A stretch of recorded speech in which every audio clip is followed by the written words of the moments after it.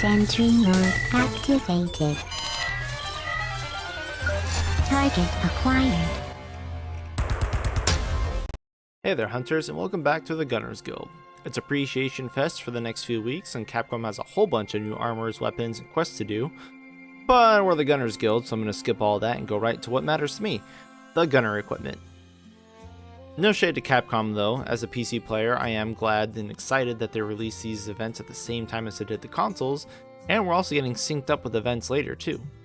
The reason why this is great is that these events brought with it the Guild Palace weapons, and honestly, they're pretty obsolete when safi'jiiva rolls around, and unfortunately consoles already had safi'jiiva. However, us PC plebs over here, we don't have safi'jiiva, and so some of these weapons are actually pretty much the new meta for the time being, so we get to use them for like fucking 6 weeks or something, which is fantastic because they look amazing. So you need to go do the 50 Shades of Grey event quest, which is the hunt of Barioth, and then you can make these weapons, and then you're going to need to do some arena to get some hero tokens to upgrade them, and some other materials. But anyway, let's get into these weapons. First is the bow. Immediately standing out, you should notice that this bow does require a free element, and that's usually a pretty big red flag. However, despite that, you can fit this into the bow set that we're currently running. You have to drop the agitator or normal shots, but that's kind of a fair trade. It's mostly thanks to the refresh release decorations that this works, but also that it has a free level 3 slot on it. Without that level 3 decoration slot in the weapon, we probably wouldn't bother using this because we'd have to get rid of something else far more important. So comparing this to the Laguna bow, which is what we currently use, right now it's currently 20 water under, but also has 40 more attack. But once we get the Rashing update and get the extra augment slot for this bow, it's going to be sitting at 710 water, being 10 higher than Laguna with more raw. However, Laguna is going to get caught up with custom augments and stuff, so it's pretty good. It's really nice because it also has 15% base affinity, which helps cut down the decoration costs to make this bow work.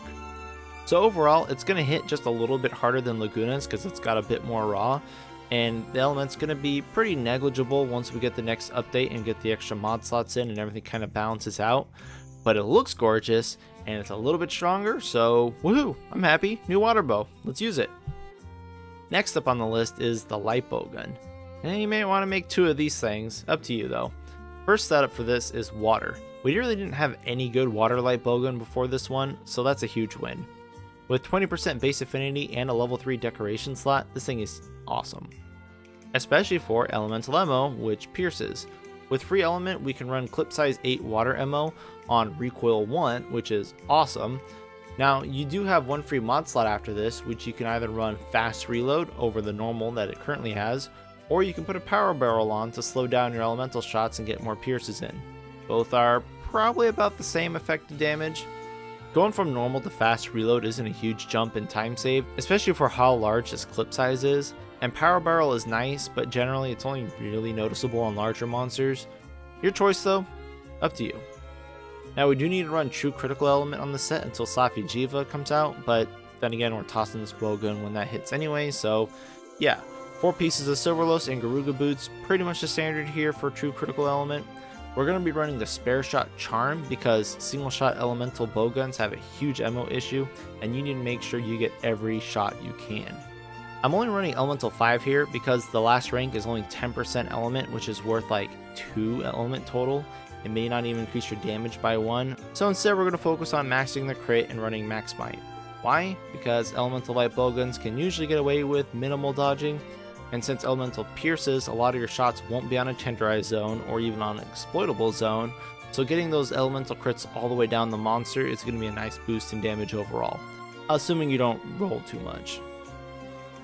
So this is going to be our go-to Lipo Gun for water until we get Aqua Shot from safi'jiiva. So you get about 6 to 8 weeks before it's obsolete. Now you can also run this thing with normal 3s. It's got a clip 5, recoil 2, normal reload, and a close range mod, which is pretty nice. It's more average. I opted out of ballistics on this, but you can run it over a crit boost decoration if you want, or just move the whole set around and adjust some few points anyways. I'll post a few other options, I'm sure. Anyway, these normal 3s hit pretty hard. I was popping Ruiner Nerk for about 190 to 200 damage. I was hitting Zenogre for about 193 on the face. It's not too shabby.